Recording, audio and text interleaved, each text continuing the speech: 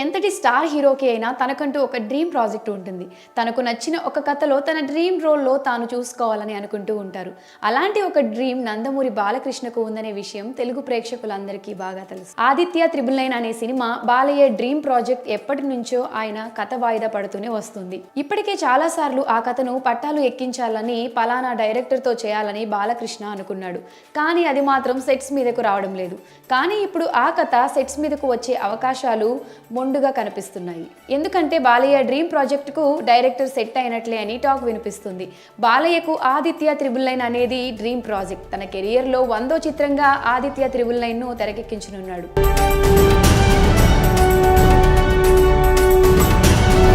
ఒక సందర్భంలో సంగీతం శ్రీనివాసరావును డైరెక్టర్గా అనుకున్నారు. ఆ తర్వాత తానే స్వయంగా డైరెక్షన్ బాధ్యతను కూడా తీసుకోవాలనుకున్నాడు.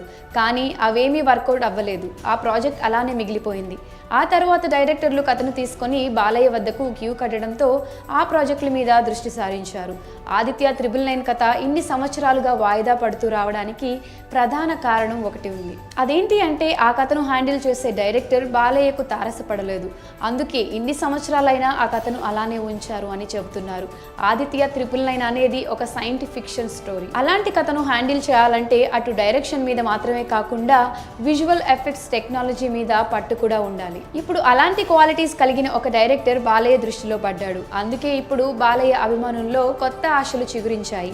అతి త్వరలోనే బాలయ్య డ్రీమ్ ప్రాజెక్ట్ పట్టాలెక్కనుందని ఆశాభావం వ్యక్తం చేస్తున్నారు. ఆ డైరెక్టర్ మరెవరో కాదు, ప్రశాంత్ వర్మ. ఇప్పుడు బాలయ్యకు ప్రశాంత్ వర్మ రూపంలో తన డ్రీమ్ ప్రాజెక్ట్ మీద హోప్స్ వచ్చేసాయంటున్నారు. జాంబీ రెడ్డి, హనుమాన్ సినిమాలతో ప్రశాంత్ వర్మ తన సత్తా ఏంటో ఇప్పటికే అందరికీ తెలిసేలా చేశాడు.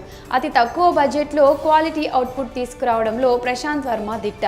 పైగా ప్రశాంత్ వర్మకు కూడా బాలయ్యతో సినిమా తీయాలన్న ఆలోచన ఉంది. అయితే తన సొంత కథతో బాలయ్యను మెప్పించాలని ప్రశాంత్ వర్మ భావిస్తున్నాడు. ఇప్పటికే పలు దఫాలు బాలయ్యతో ప్రశాంత్ వర్మ డిస్కషన్స్ కూడా జరిపాడు. అయితే బాలయ్య సన్నిహితులు మాత్రం ఆదిత్య త్రిబుల్ నైన్ కథను ప్రశాంత్ వర్మతో తెరకెక్కిస్తే బాగుంటుంది అని సలహా ఇస్తున్నారట. మరోవైపు ప్రశాంత్ వర్మకు కూడా అలాంటి కథలంటే ఇంట్రెస్ట్ ఎక్కువే కాబట్టి బాలయ్య డ్రీమ్ ప్రాజెక్ట్ను యాక్సెప్ట్ చేసేందుకు ఎక్కువ అవకాశాలు ఉన్నాయని చెబుతున్నారు. ఒకవేళ ఒప్పుకున్నా కూడా అది సెట్స్ మీదకు వచ్చేందుకు కనీసం 2 ఏళ్ల సమయం అయితే పడుతుంది. ఎందుకు అంటే 2025లో జై హనుమాన్ తీసుకొస్తానని ప్రశాంత్ వర్మ ప్రకటించాడు.